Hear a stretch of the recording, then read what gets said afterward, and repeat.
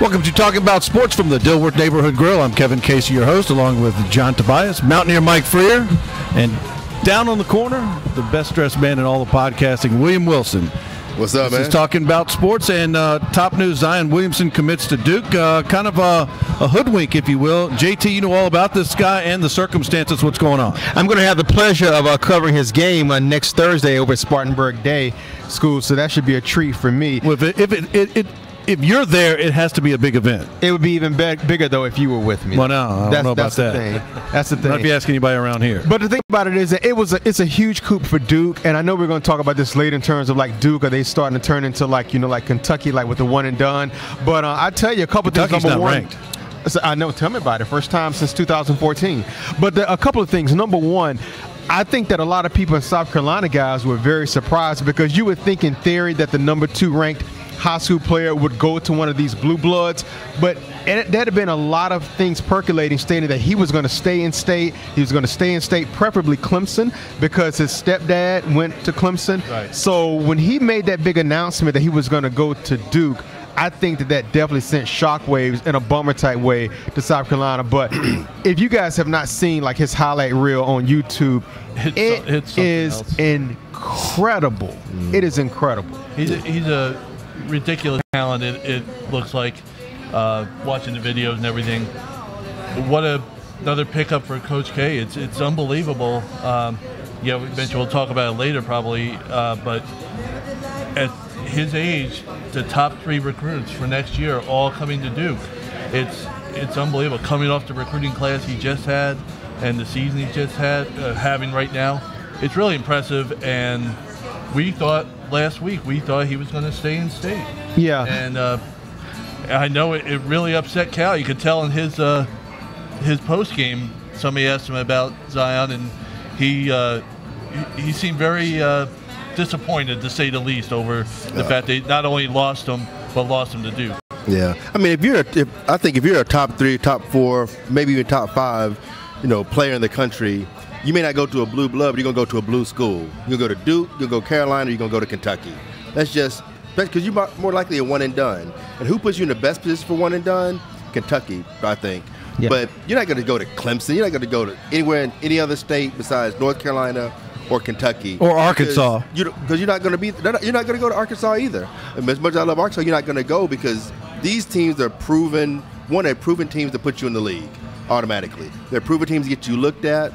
You're automatically going to be assumed to be one of the best players in the country just because you went to Duke, Carolina, or Kentucky. And if you're one and done, odds are your draft stock's not going to drop by going to one of those schools. Because even if you don't perform well, there's so much great talent around you, you can hide your flaws in their program. Not only the great talent, but in that 1 year, you're going to play along with a difficult conference schedule. Certainly if you go to Duke or North Carolina. Mm-hmm. But the games that they play out of conference, the matchups they get in November, the ESPN or whoever is going to put you in prime time, you get a chance to shine and show your stuff. Right. And that's a real big, especially for Duke.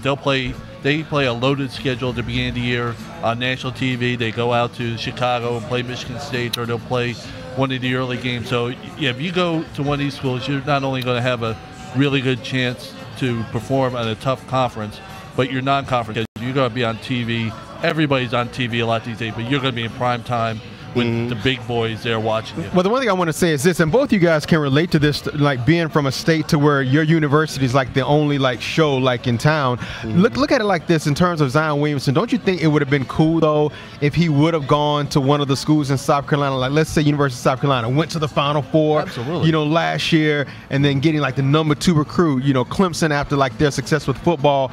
I think it would have been like really nice for the state to get somebody of that magnitude. But at the end of the day, it is his decision. He wants to do what's best for him, so I totally get it. There's no question that would have been huge for, say, a Frank Martin to at least have that on your resume to show other recruits the next year. So listen, we got the number 1 kid to come here. That would have absolutely been fantastic.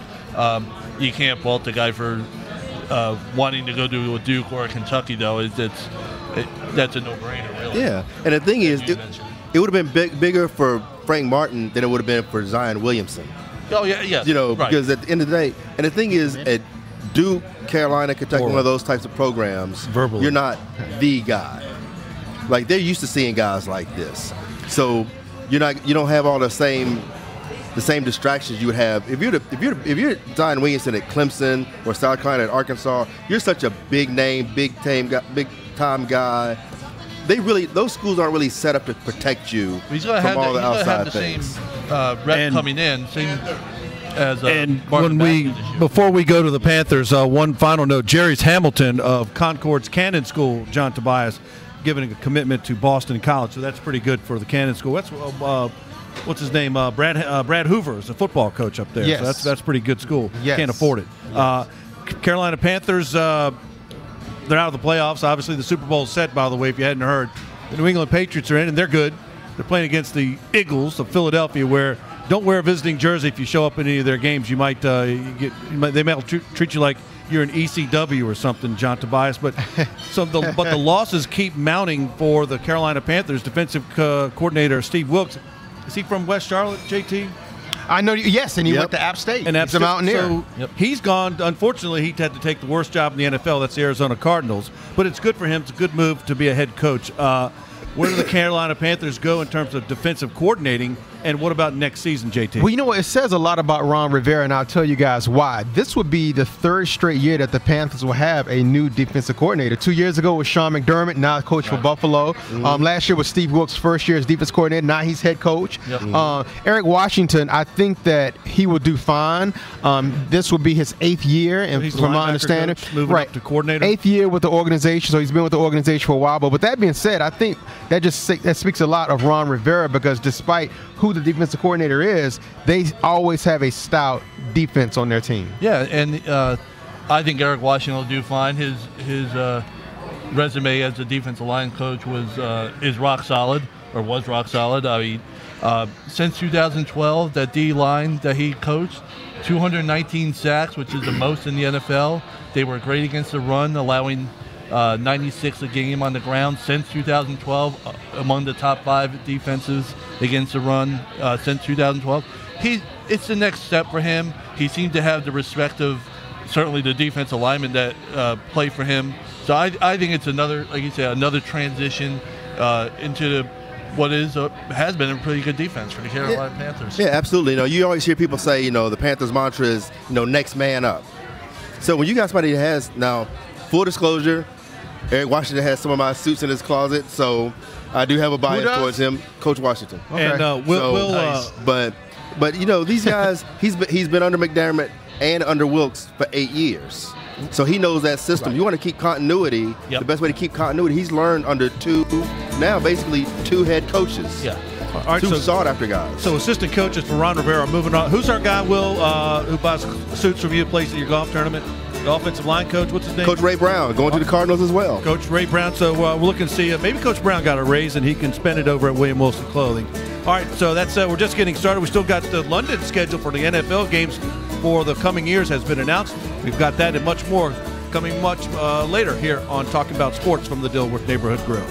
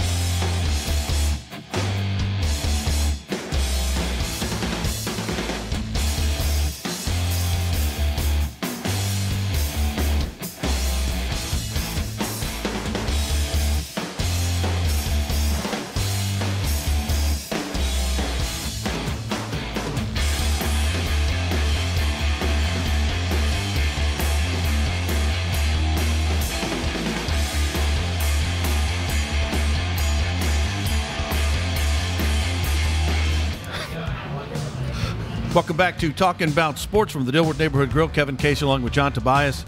The world be freer, Mountaineer Mike Freer, the pride of West Virginia University, if there is such a thing, and the pride of Arkansas.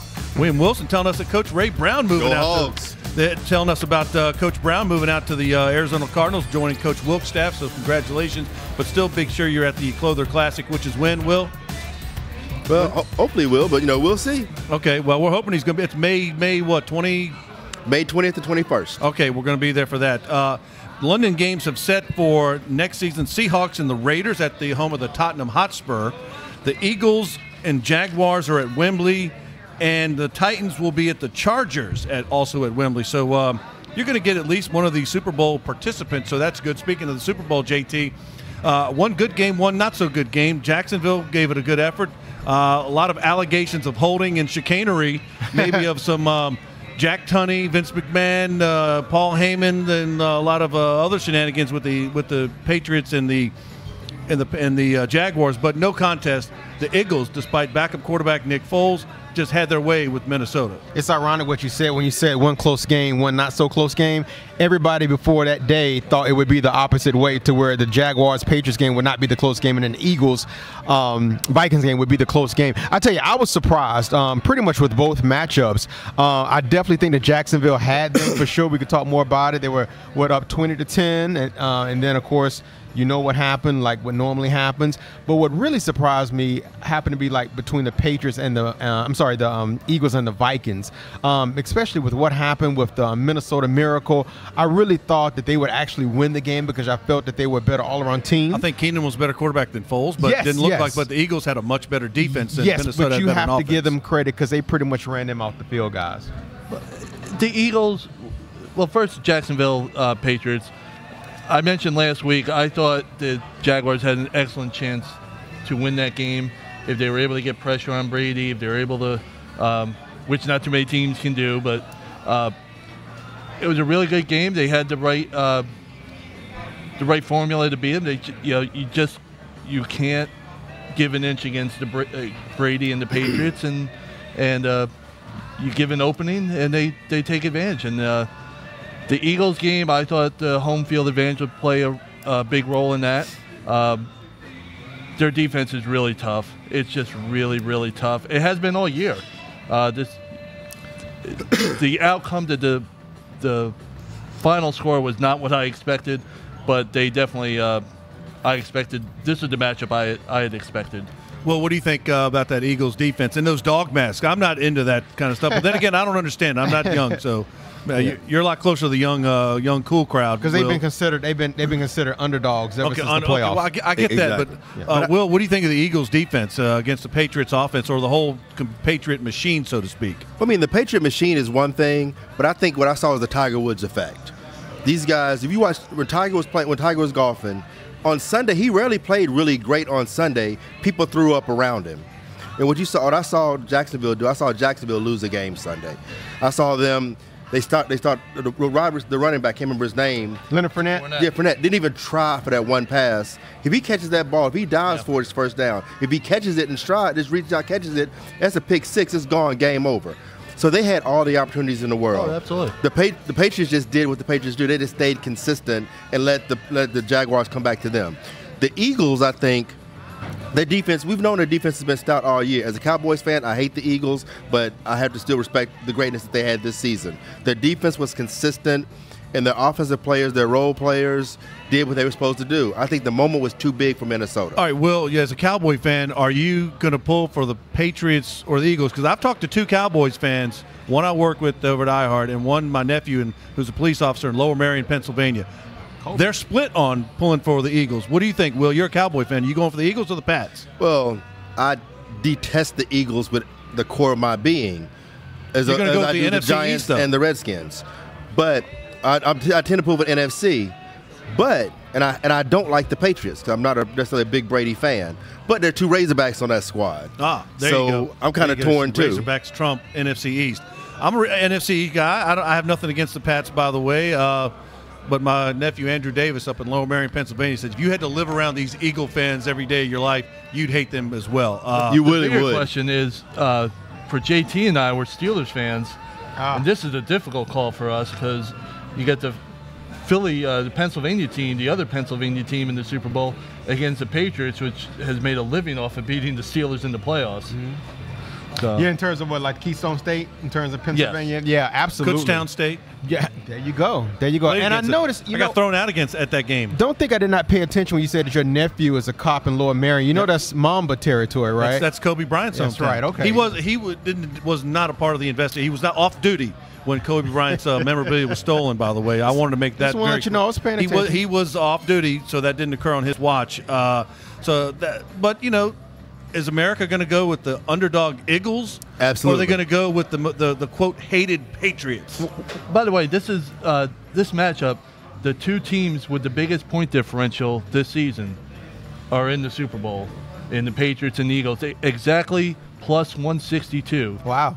And the difference is the Patriots, 458 points scored, 296 allowed. The Eagles, 457 points scored, 295 allowed. Wow. Almost identical when That you is go through the parity. whole season. So usually point differential tells a big story for a team's season. And like I said, the two best teams in point differential are in the Super Bowl. Yeah, but I think to answer your question, I think America will go towards the Eagles just because they're tired of the Patriots. They'll pretty much, it's almost now we're at a point where they're anybody but Patriots. Anybody goes to an Eagle game in Philadelphia, they will never root for the Eagles ever again. Yeah, but if you look at the Super Bowl ticket prices are down. So that tells you all you need to know now. Wallets always speak the truth. By the way, early Vegas is favoring the Eagles too. Well, my friend Tom Brady, you remember him, Johnny Gunn in WCW, Salvador Sincere in the WWE, lives in Philadelphia. He says these Minnesota clowns came in and defaced the Rocky statue, so they got what they deserved when they got pelted with debris in Lincoln Financial Field. So there you go. And you like the dog mask, JT? And by the way, I can tell you from covering the Eagle-Panther game when Philadelphia came here with Carson Wentz and beat Carolina, I believe, on a Monday night game. That Eagle locker room was very loose. And, of course, you know, that's how it is when you win. But those guys were having a good time genuinely, and you could sense that they get along with one another and that they got a very loose ball club. Yes. I like it because, number one, it's training. Two, it galvanizes the fan base. So if that works, as long as it's legal, you have to ask that in Philadelphia. Yeah, I think that it's all gravy. Well, we maybe have some other types of websites for that kind of stuff, but we're not going to get into that. We got much more. We've got looking at the college football aspect and their connection to the Super Bowl, that and much more on Talk About Sports from the Dilworth Neighborhood Grill. We're going to go a full timeout. All I got to say is it football season yet? This stuff is too good to pass up. There's so many things that have to go right in a no-hitter. A huge game changer. I would have won the Powerball like 6 times. Kevin Casey here, and this is your podcast, Talking About Sports, the Carolina Zone Sports.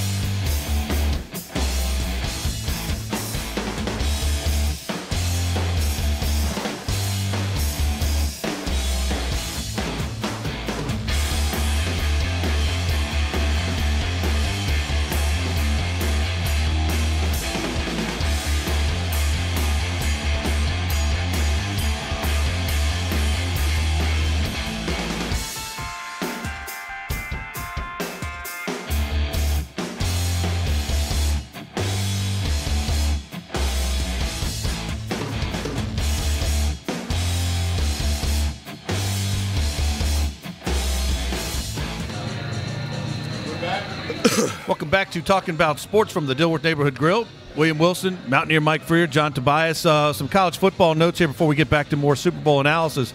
Bryce Love, he's from Raleigh, JT, right? Yes. He's at Stanford and good student. He's going to go back to finish his degree. He says that's more important, and in real life, he's right about that. Christian Wilkins from Clemson coming back for a senior year. I think that's very good. And a guy, as a Redskin fan, I'm looking forward to Roquan Smith of Georgia. That guy's a ball player. I'm hoping he's around if Baker Mayfield's unavailable for the Redskins, provided we don't re-sign Kirk Cousins. I'm looking forward to this guy. Now, Will was talking about how he thinks the Patriots are going to win this. He thinks that I think he compared Nick Foles to Trent Dilfer. That no interceptions, no fumbles. That the Eagles' defense is going to be good enough to overcome the Patriot machine. Could you expand on that, Will? Yeah, I think their defense is good enough to maintain them, keep them in control, play their game, and it's not like the Eagles are trash. I think the Eagles are much better. Chris Long. Foles has more to work with to maintain the game than Dilfer had when he was in Baltimore. Right. With this, I think they got better running backs, better receivers. The quarterback, and he really, at the end of the day, no one's really expecting him to be the Messiah, so he really didn't have as much pressure on him. Now, if this were their normal starting guy, that's different. But this guy, the most popular guy in any city is the backup quarterback. So this guy, he's the backup guy. If he throws up all over himself, he was the backup guy. If he doesn't, he never has to pay for another meal in his life in Philly. I was backup quarterback in high school, and I wasn't very popular, JT, but that's another story. That's because you and your whole team was bad. Well, we never had. Well, until my senior year, we didn't have a losing season. But that was Mike. What do you think about the running game? Will mentioned that Ajayi Smith, a mid-season acquisition. I think that could be a very good pickup for them because I like their running game, and I think the more times they run, more first downs, more clock they control, I think the better it is for Philadelphia. Absolutely. You want a way for Nick Foles to be effective. It's get the running game going, and they have 2 or 3 guys there that can really do some damage if they get the holes to get through, and that's going to be the key. I thought it was going to be the key last week for them. Turned out it really wasn't because they just dominated the game in every facet against the Vikings. Yeah. But I really think if they can run the ball with those 3 guys that they throw out there, it really makes it a lot easier for Foles to find his guys, play action, do all those things. The Eagles have been consistently the best team in the NFC all year. We watched them. We weren't believing in them until probably mid-season. So while they're going to be underdogs, they're going to be they're not the big names that the Patriots are. This has been a consistently good team all year, with or without Carson Wentz. So I'm expecting another close game, as most Patriots Super Bowls are. Well, JT, these guys were in first place all year, right? Yes, absolutely. Well, I mean, both you guys alluded to it. In other words, the Eagles, they have the recipe of success to beat the Patriots. Number one, in terms of they have a great defense. I'm not going to compare it to the Ravens defense during the Trent Dilfer days, but I do think it's a good defense that can apply pressure, to Tom Brady, and they have the running game to keep the Patriots and Tom Brady off the field. They have a really good running game. Jay Ajayi, who you guys just mentioned, who they acquired in the offseason, he was a Pro Bowl running back last year for the Dolphins. Right. And they got him for a 4th-round pick. Yeah. And then also LeGarrette Blount, who, by the way, played for the Eagles. Who played for Patriots last year. He can knock you out. I mean, it's a great 1-2 combination, but I would be remiss if I did not say this. The Patriots, they are back again. Julian Edelman, their best receiver, towards ACL, preseason, done for the year. Gronk got a concussion, did not play in the second half. They still won without both of those guys. Dante Hightower, their best defensive player, has been out for a while, linebacker from Alabama. But the common denominator, Bill Belichick, Tom Brady, those guys, even though I hate them, but I give them mad respect. Everybody hates them. Win. They win. I think the common denominator. And by the way, how about if no matter which team wins, there's going to be some revelry. I don't know, lawlessness, I'd probably say.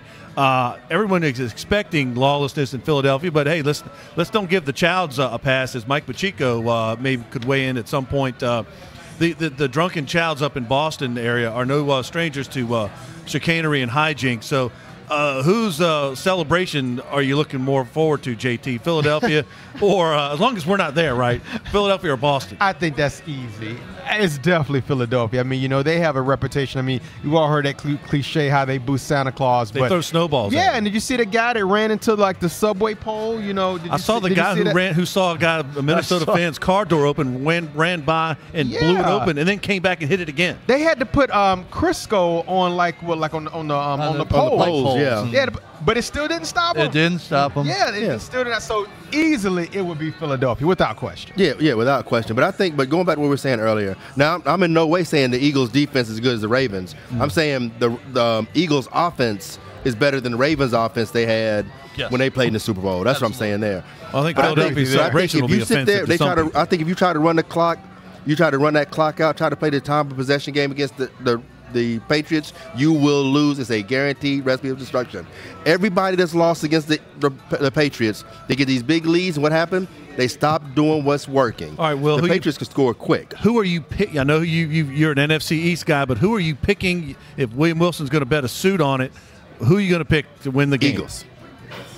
Eagles? All right, I don't Mike, think it's going to be close. Mike, who you got? I think the Patriots will win, but I think the Eagles will cover whatever spread it is. Going with the spread. What about you, JT? Pulling for the Eagles. I think that the Patriots, unfortunately, will win.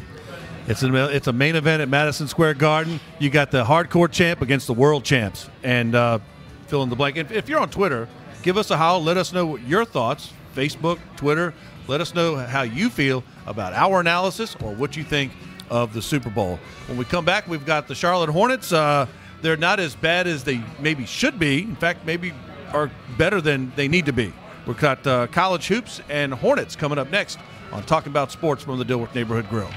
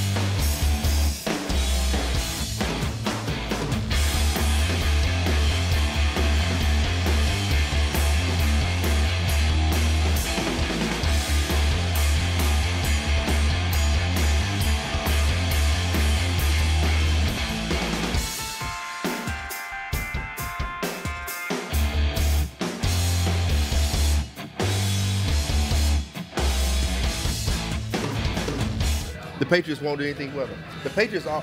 Welcome back to Talking About Sports from the Dilworth Neighborhood Grille. William Wilson, John Tobias, Mountaineer Mike Freer. And guys, college basketball, North Carolina isn't as good as they used to, according to some people. Maybe not even Duke. North Carolina got upset at Virginia Tech. I think Virginia Tech's a team on the rise. I love Coach Buzz. And how about Virginia? Nobody remembers them. They're number 2, and they're playing at number 4. Is it at Virginia or at Duke? You're going to be there, JT, Yeah, Saturday. number 4 against number 2 is going to be in Cameron Saturday at 2 p.m. I'm going to be excited to be there. Who's the one team that beat Virginia this year? It was, I want to say, Villanova? I have to look. Villanova's good, too, by the way. You put me on the spot. Well, I like. Oh, West Virginia. Oh, that was a rhetorical question. Subtle. Oh, by the way, what happened to West Virginia? West Virginia got beaten. By the way, Mike, you've gotten me kind of on. I love Bob Huggins anyway. I think he's a great coach. Huggy Bear. But just when you think they're going to pull away from the crowd, they get upset, Mike. So, I mean, college basketball is very topsy-turvy. Who beat the Mountaineers the other week? TCU gave them a whooping. With Ahmed Hamdi, the VCU transfer, by the way, contributing to TCU. He didn't want to stick around for our jabronery this year. But I like Is North Carolina down, or is the rest of college basketball coming up? Same for Duke. I still think Duke is good, by the way, JT. They're down, but they're not down. And the reason why I say it is this. I mean, once when they won a national championship. Nothing to punch a wall about, is it? There you go. Right. Even though they won a national championship last year, which is the pinnacle. They're the defending champs. They lost 3 of their big men. They lost Isaiah Hicks. They lost Kennedy Meeks. And nobody thought that Terry Bradley, who Kennedy was going to really West be Charlotte. right, exactly. Nobody, and my fraternity brother too, Kappa Alpha Psi. I didn't know that. Yes, but the thing about it is, beer pong. There you go. But the thing about it is that no one thought that Terry Bradley would leave after his first year. I believe he's playing with the Jazz now. That's a big loss. So you lose those 3 main guys in terms of your post players. Those are some big shoes to fill, Kev. All right. Mike, what do you think about North Carolina down or the rest of college basketball, including West Virginia, Clemson, and Virginia being up? I wouldn't say they're down necessarily. They're 16-5. They're going to probably end up with anywhere from 23 to 25 wins. It's not Carolina national championship caliber team, but they're not Matt Doherty bad. No, they're not Matt Doherty bad. He was bad. There's a little bit of a lot. The ACC is a tough conference. It's not easy to go through unscathed. Big 12's tough. It's tougher than the SEC without Kentucky being good. Will, what do you think about the state of college basketball? I think college basketball, is fine, but as far as the Carolina thing you talked about, it's deja vu all over again. We said the same thing last year. This is one of those great North Carolina teams. This is one of those great championship teams of the past. This is the Michael Jordan, James Worthy, never nervous, all those kind of things. We said that, and they won a national championship. I think what Roy Williams does, he prepares these guys throughout the season for tournament play. I think that's what he does. So he may not necessarily light him up and really impress you during the regular season, because every season we're like, oh, Carolina's not. They're down this year. They're not what they used to be. And then the tournament starts, and they just keep winning and keep winning and keep winning. That's just what they do. Well, I don't know. A lot of Michael Jordan, James Worthy, that was a pretty good ball club. I heard Michael Jordan even put a cameo in at a Hornets game the other day. What's the world coming to? Mike, you're our Big 12 guy. Oklahoma's Trae Young leading the nation in scoring. But the Sooners kind of up and down, losing 2 of their last 3. I still think they're a good ball club. I absolutely think they're a good ball club. They beat Kansas the other night, which was a big thing for them. The Big 12 is just as somebody who's watched the Big 12, certainly since West Virginia joined, this might be as competitive as I've seen the conference. There are no easy games at all. Road games, if you can come away with a road win, you've really done something this year. Trae Young is a star. He's a first-team All-American, I think. He'll be up for Player of the Year. He has some Steph Curry. At least he has some Steph Curry range to him. He's still got a long way to go, obviously, but he has very similar traits to Steph Curry. Oklahoma's going to be fine as the season goes on. They'll probably finish in the top 3 in the conference. Well, that's good. By the way, if you know how to shoot free throws, JT, the Kansas may be looking for you. But and Trae Young may be, a lot of people are saying he's the best player, but for my money, it's still the guy, Marvin Bagley of Duke. You're going to see him up close and personal, and I think this guy is a man among boys, and I don't think Virginia has anything that can stop him other than 3 officials. No question about it in terms of him being like a man among boys. But I'm going to tell you what, and I would love to get both y'all's take. This is more or less kind of like a dichotomy, the UVA Duke game, number 2 against number 4 in this aspect. Duke, of course, they're starting to turn into like your Kentucky, like your one and done. I mean, Brandon, like the guys they had last year, Jason Tatum, Harry Giles, gone. The year before that, Brandon Ingram, gone. Yep. The year before that, Jahlil Okafor, gone. Against a team Kyrie Irving, one and done. Yep, against a team now like UVA, to where they have guys that stay for like 4 years. And a lot of times that recipe works, because look at them. Look how well they're doing this. They've only lost 1 game this year against your Mountaineers. Think about Villanova when they won the national championship. They had guys that stayed. Powerful teams now like Wichita State, Xavier. Why do you think Shaka Smart, it took him so long to leave VCU? Because he knew that he would be able to have guys to stay for 4 years. So I just think that it is a great dichotomy between those 2 teams and how you view it. And I would love to get both of y'all's take on that. Well, you can go ahead. Virginia is having an amazing season when you consider they don't have – one of the big misnomers is that they don't have NBA talent in Virginia. There's guys that – Malcolm Brogdon was Rookie of the Year. Joe Harris is doing well. Justin Anderson. And Justin Anderson. I mean, they have NBA players. They just don't have superstar. They don't have one-and-dones, although Malcolm Brogdon was an awesome player. But they don't have that kind – it doesn't appear that they have that kind of – NBA caliber talent this year, and yet here they are undefeated in the conference and really rolling through the season. It's really impressive. It's the best offense in the ACC, Duke, and the best defense in the ACC in Virginia. It's going to be a real clash of the Titans, so to speak. And Mike, they're led. I'm sorry, Will. I've been told by Kevin Tolbert to go to a break, but Virginia led by a former NBA player and Charlotte Hornet. Tony Bennett. So I think and he was a tough player. He was gritty, gutty, heady, played within himself, kind of a guy. So we've got that. We got speaking of college basketball, in the life of Mike Pacheco. It isn't just all Childs and Sam Adams and all that other stuff. Actually, he's a pretty good announcer. He works with the Charlotte Knights and the Winthrop Eagles. So we're going to take a look in the day in the life of a Winthrop broadcaster through the eyes and mouth of Mike Pacheco. That's more coming up next on Talking About Sports from the Dilworth Neighborhood Grille. We're talking about sports on We're talking about sports at ADS. I don't know how to say that. We're talking about sports in, oh God, I forgot. ADSN. What is it? ADSN. ADSN, okay. Yeah. We're talking about sports. Talking about sports. We're talking about sports. Talking sports. Talking about sports. We're talking about sports on ADSN. Talking about sports on ADSN.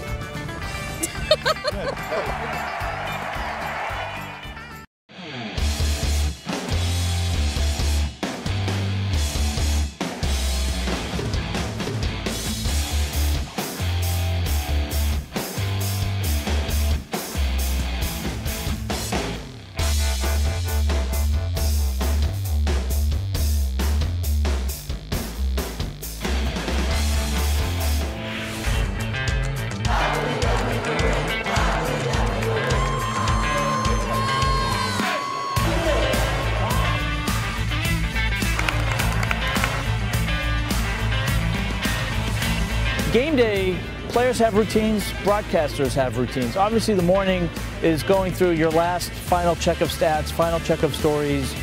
And then when you step foot here in the arena, it's kind of getting into game preparation mode. It's looking at the final stats that you want to talk about on your intro. It's kind of like NASA, you do your checklist, you check down to the broadcast, and then it's game time.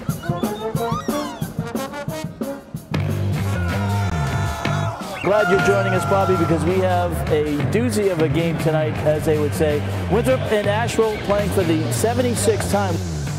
Pickett lobs it into the paint for now to his brother Bjorn. Kick down. Dunked by Josh Ferguson. Now Maceo Teague will trigger the inbound. Goes in, uses the screen by Bear. Eagles lead by 11. Ferguson for three. Good! Once the game hits, you're relying on preparation. You're relying on your spotting boards. You're relying on your partner. And so you're constantly kind of going over your notes, going over your thoughts, making sure you hit the right storylines, making sure you hit the score, the time. And a 17-point lead for the Winthrop Eagles. 41 for Winthrop, 24 for Asheville. I do this really for the love of what I do. I love it for the performance art. I love it for the ability to be around sports. Looks in the corner, A-Wad, good for 3!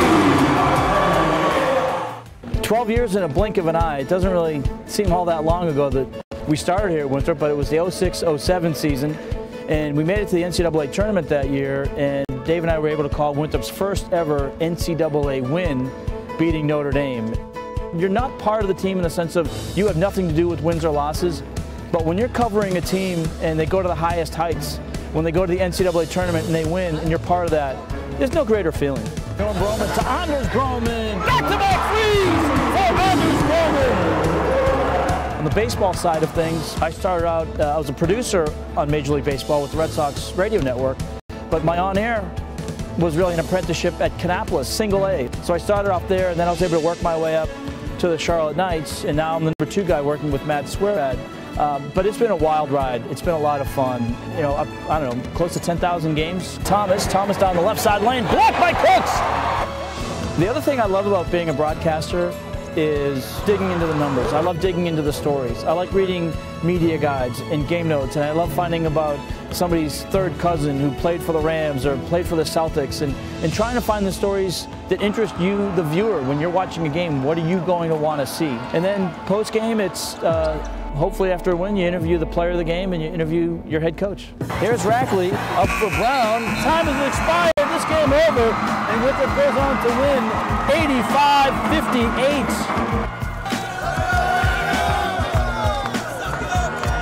when Winthrop wins the battle of rebounding, you're undefeated. Again, one of maybe the better, not just the best 40 minutes, but maybe one of the best 20 minutes of just defense. Defense led to a lot of offense in the first half. Feels like the switch flipped for you guys somewhere in that Charleston Southern game, and you've kind of been a different team. Does it feel that way for you? 100%. We went through a spurt where we weren't winning games and we started to doubt ourselves a little bit. But at the end of the day, if you play hard, the game's going to reward you. So if I haven't driven you off yet, that's a day in the life of a sports broadcaster. I am Mike Pacheco. Hope you've enjoyed this on ADSN. Working him down into the paint, into the corner. 3, go! 5 minutes to go in the first half. 31-14 Winthrop. Randy. It's dumb. Welcome back to Talking About Sports from the Dilworth Neighborhood Grille. And, guys, I noticed Mike Pacheco is shaved. So I think it's an improvement as much as you can for Mike. But we kid because we care. Bracketology, who's in, who's out, who's maybe. I think my VC Rams are probably out at this point unless they win the league. From the ACC and the SEC, Mike, what do you think? And you can throw your Mountaineers in there. Well, I'll go out on a limb. By the way. I'll go out on a limb and think the Mountaineers are probably going to be in the tournament here. But I mean, the great thing about unless they this get put year, on probation, which is always possible. No. They, I think in the ACC, the great thing is, it's a 15-team league, and there are about 11 teams that can really legitimately say we have a shot at the tournament if we keep playing well, whatever. I mean, if I had to look at it right now, I'm probably looking around 9 teams out of the ACC out of 15. And the SEC is having a really good season. Traditionally, lately, have not had good. South Carolina's up, I think. South Carolina is definitely one of the teams. I think there's 11 teams in that conference that can legitimately say at this point, hey, we have a shot at the tournament if we play well down the stretch. Was Arkansas any good, Mike? I'm sorry? Is Arkansas any good? They're better. They're better. I think they're one of the teams that's obviously they're one of the teams that's. I take that as a no, JT. I think they can make the tournament. All that I think they're going to be in. All that hatred from the Chrome division. I think there's about 8 teams out of the SEC that are going to make it right now. If I had to pick, it'd probably be about 8 teams, including Arkansas. All right, our very own our Joe Lenardi here at Talking About Sports. It's Mountaineer Mike Freer, obviously pulling for his West Virginia Mountaineers. So always. We got that. So we got much more. We got the Charlotte Hornets. Lots to talk about there. Not all of it's good, but not all of it's bad. So you be the judge. We're talking about sports from the Dilworth Neighborhood Grille coming up next.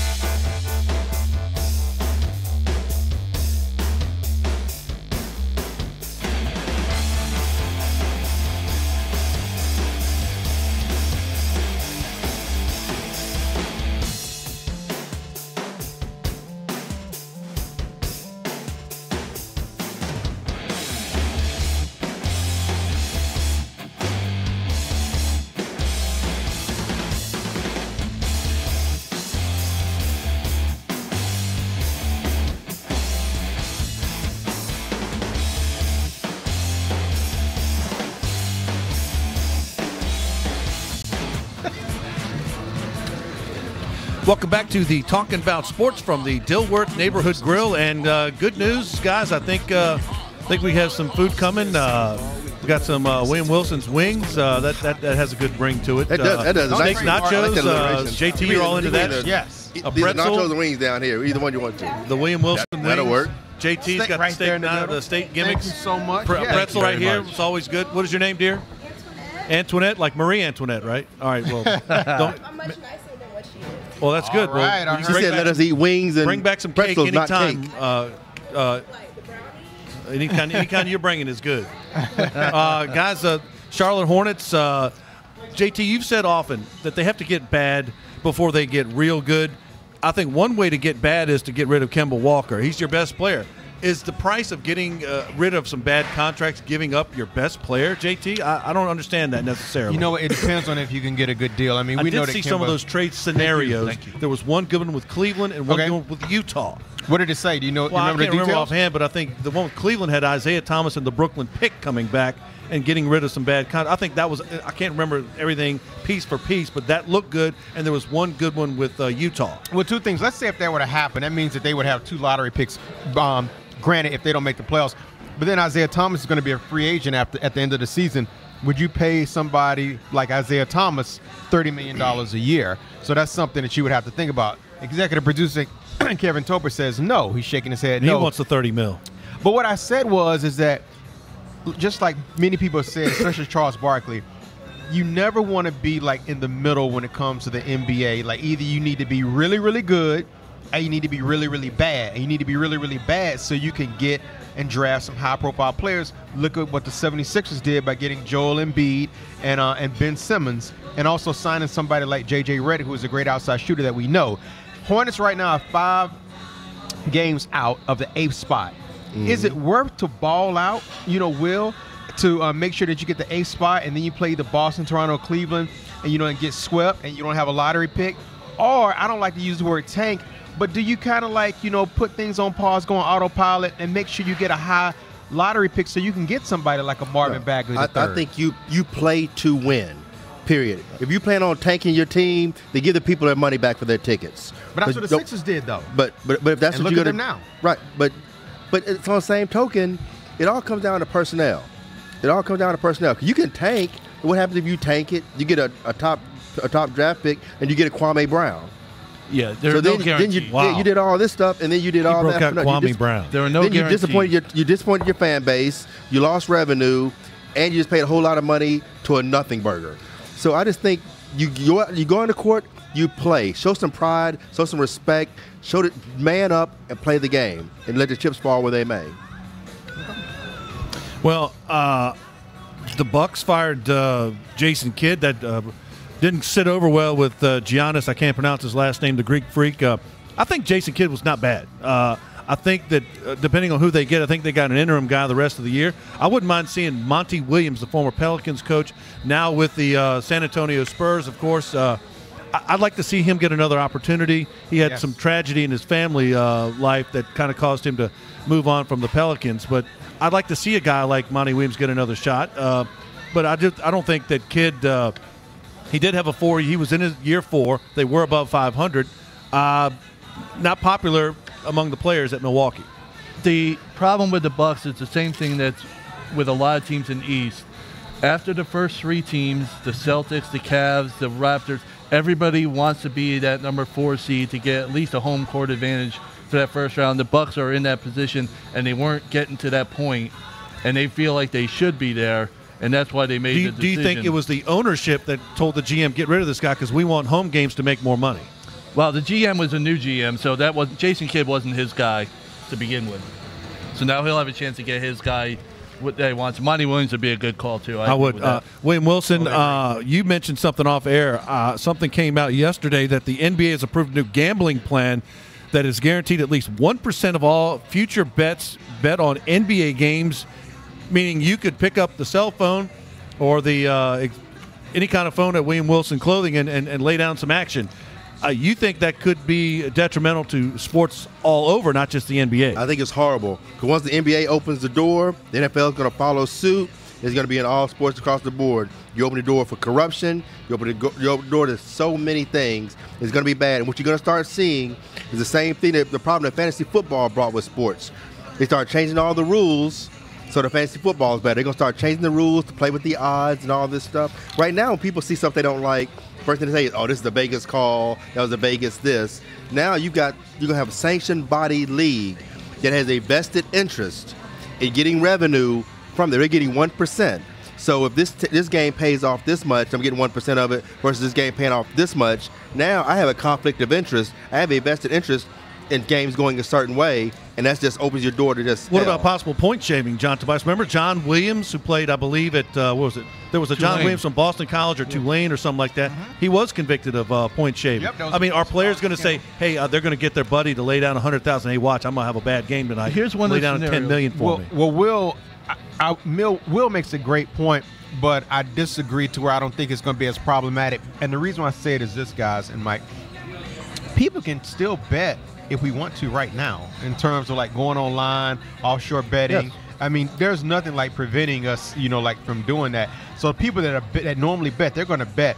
I think this may bring out people that may not be used to it, like the casual bettors, like to come out the woodworks. That's a possibility. But I don't think that it's going to get to the point, and I could be wrong, I don't think it's going to get to the point to where it would be big time corrupt. Right. But the problem is that the people betting, now you got the NBA has a vested interest. They have a monetary reward. Would you rather get 1% of $1 million, 1% of $100,000? I agree. So when you look at certain money, this game is going to pay off this much. I'd rather you win this, because now, I have a conflict of interest, because the turnout of one of these games could affect how much money I make as the league. Absolutely.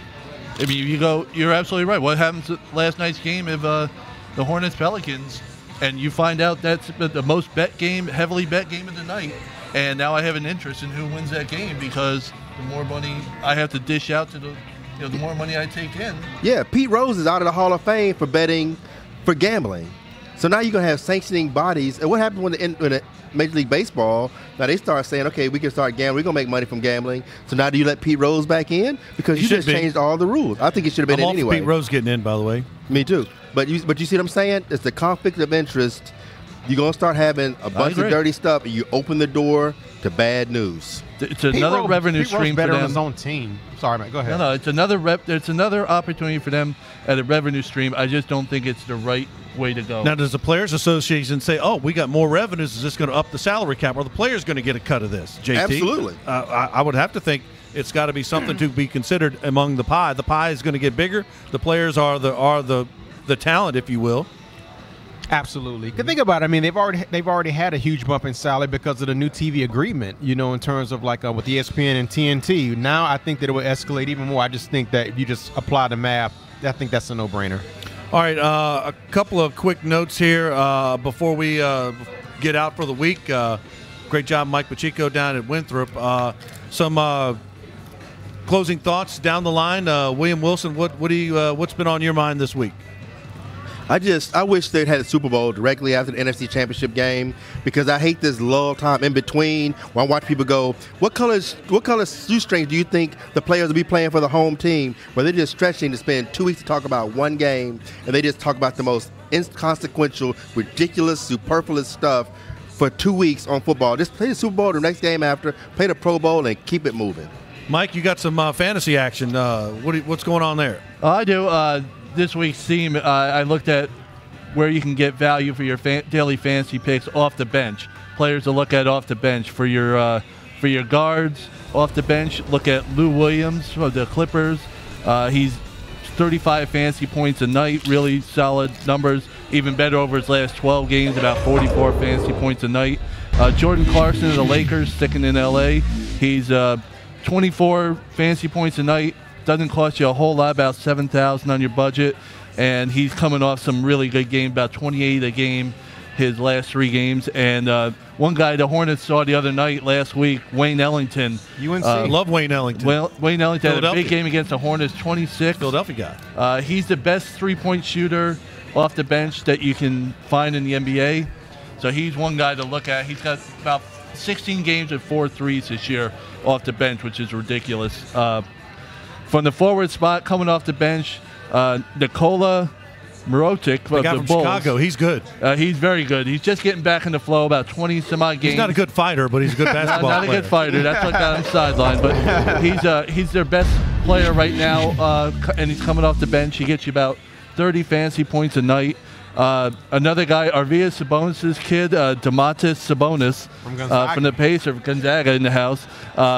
He's having a really good season, his second season. He gets you about 26 fantasy points a night.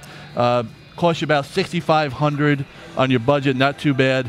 And I'm taking a flyer on one guy from the Hornets, Frank Kaminsky. Frank the Tank. He loves Wisconsin had a big beer game cheese. Wednesday. They're playing the Hawks on Friday. He had a great game against the Hawks the first time around. So a lot of guys do. If you're looking for somebody low budget that might get you some points, Frank Kaminsky coming off the bench might be one of your guys. So that's guys off the bench this week is our theme for fantasy picks. A lot of guys have a good night against the Hawks. The Hawks are a low budget or a bargain. JT, what do you got? Worst record in the league.